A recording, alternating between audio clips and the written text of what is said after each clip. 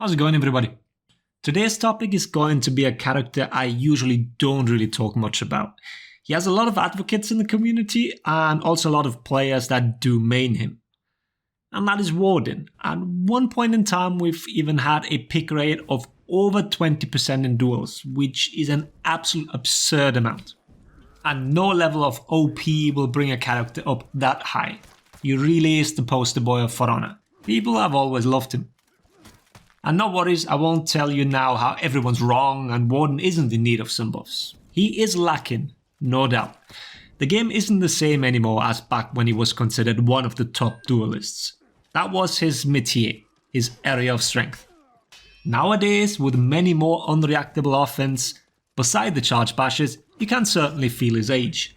For the longest time, charged bashes, and in particular his shoulder bash mix-up, was regarded as one of the strongest in the game, simply because of the fact that it worked against everybody. Yeah, on-log rolling and all that would let you escape multiple stages of the mix-up, but in the end, all you did was escape, at a higher stamina cost than the Warden had to invest into the mix-up initially.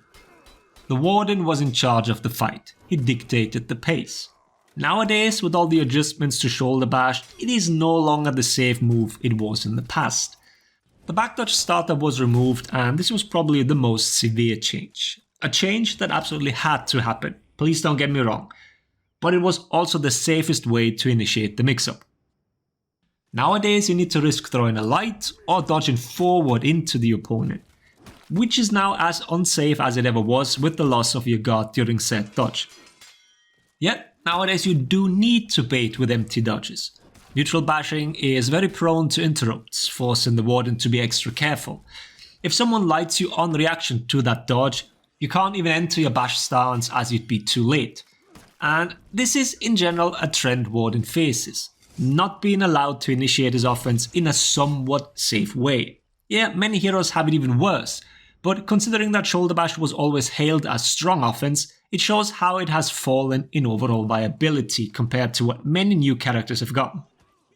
I'd say Warden requires a lot of patience nowadays. He's actually a great character to practice gathering information. What I mean with this is that we always talk that reads get better over time since you have a better grasp of what your opponent is going to do. And to do that, you need to test your opponent and thus gain information. If you charge and feint your shoulder bash repeatedly, you can quite quickly make out a trend in your opponent's dodge timings.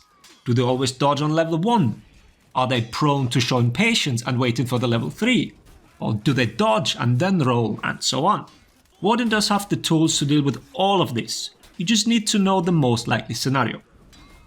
Newer heroes hold all the cards with their offense, and the deck is also stacked in their favour. Warden also has a lot of cards, but I wouldn't say anything is stacked. You can look at this however you want actually, one can prefer either of these two options and consider the other one either too weak or too strong. Fact is that in the current environment, shoulder bash has lost some of its appeal. It is still perfectly viable, particularly in 1v1s, but the move is no longer at the very top. So far we've also only talked about 1v1s, that is what he always excelled at. He was never a contender for a meta spot in the 4v4 game modes. Over the years Ubisoft has tried to make up for this a little bit. Particularly his zone attack and the heavy finishes have gotten the hitboxes increased and the recovery lowered. And the heavies have also gotten the unblockable property. But yeah, let's not talk about old Warden zone here. That move was just horrendous. I mean, that buff was more than needed. But once again, if you put it in perspective with similar moves, then you'll quickly realize again that Warden does not stand out. Just look at JJ for example, he has unblockable finishes. Magi has much better hitboxes, yet an infinite chain and staff. And then there are also characters you wouldn't really expect to have outstanding hitboxes, like Orochi or Peacekeeper even, let alone newly introduced moves like Jormungandr's in-chain zone. That is what Warden is competing with. Ubisoft has taken many moves and increased the trajectory and hitbox on them, which elevated a lot of characters when it comes to teamfights.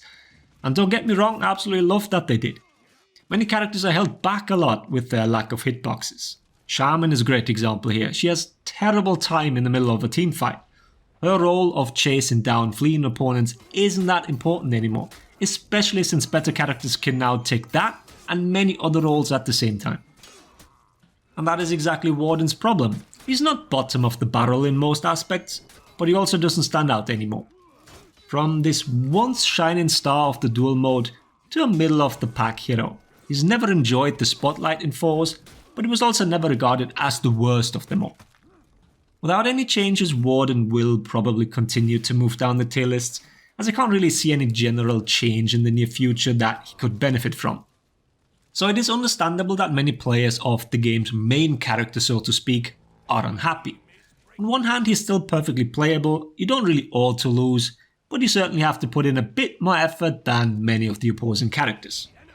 I don't really want to give any suggestions on how to improve him, since so many people have their own ideas and just tinkering with the existing kit might not suffice to make everyone happy. Do people even want to see him in force? Should he continue to be a master in 1v1s, or should Ubisoft take a completely new approach? You can let me know down below. I'm very impartial here since I've never really played the character a whole lot. Having said that, I hope the video was interesting. Thanks for watching. Laters everybody.